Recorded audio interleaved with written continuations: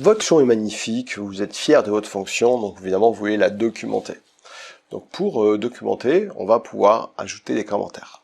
Donc juste avant la déclaration de la fonction, vous allez pouvoir insérer des lignes et puis rajouter des informations sur votre fonction. Par exemple, le synopsis, c'est une brève description. Vous avez ensuite une description plus détaillée. Vous pouvez ensuite mettre les paramètres, vous pouvez mettre les exemples, mettre pas mal de choses. Donc on va voir maintenant ensemble, donc justement, comment documenter votre fonction avec donc la force et la puissance de ce produit qui s'appelle PowerShell. Donc je vais aller dans ISE, je vais aller dans mon pièce à main, et puis j'ai besoin d'une fonction. De commenter. Quand vous faites ça, vous le faites juste après l'accolade, ici.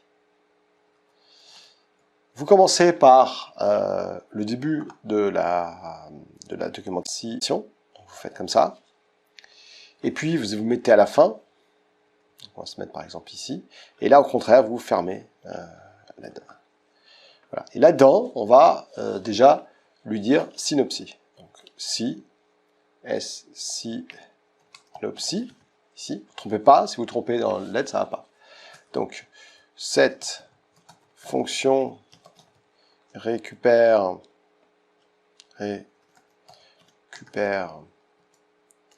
les infos de vos serveurs. Voilà. Ensuite, si je veux quelque chose de plus complet, je fais description. Donc description. Et là, je vais lui dire justement que pour utiliser cette fonction, il faut que les serveurs cibles aient le service WinRM démarré. Oui, WinRM, hop. Ensuite, je peux lui dire que cette fonction va récupérer les infos d'inventaire, des informations d'inventaire, comme par exemple, et puis là, vous en profitez pour, vous voyez, dire ce que ça va récupérer. Bon ben là, vous avez ici tout ce que ça va récupérer. Donc, vous pouvez même mettre que ça va récupérer, oui, ce genre de choses, hein, etc. Tout. Donc il suffit de prendre ça, et vous mettre ici, et puis comme par exemple, je sais pas, et puis là vous allez insérer ça. Donc par exemple la version, c'est le caption ça, la version,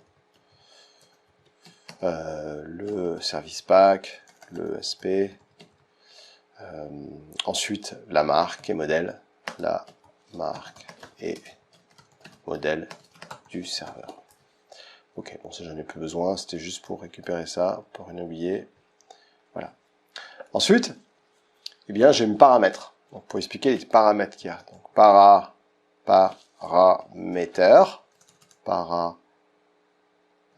paramètre ici. Et donc je lui dis que c'est computer name.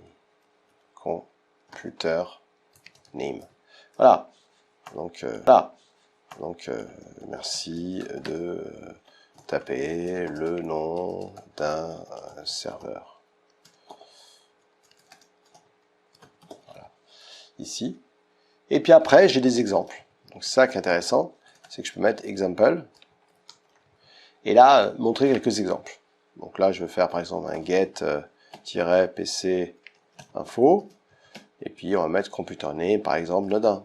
Vous voyez, donc ça c'est ce genre d'exemple. Alors je peux mettre autant d'exemples que je veux. Hein. Voilà. Donc si je mets la même chose encore une fois, si je fais un deuxième exemple, donc, par exemple si je prends cette fenêtre-là, voilà, et si je refais, si je mets deux fois exemple, lui il va le voir comme un deuxième exemple. Hein. C'est pas la même chose. Hein. Et là je pourrais lui mettre que je peux faire genre virgule note 2, note 2, et puis faire un pipe de get-pcinfo. Voilà, ça c'est un deuxième exemple que je peux rajouter ici, en mettant ça comme ça. Voilà.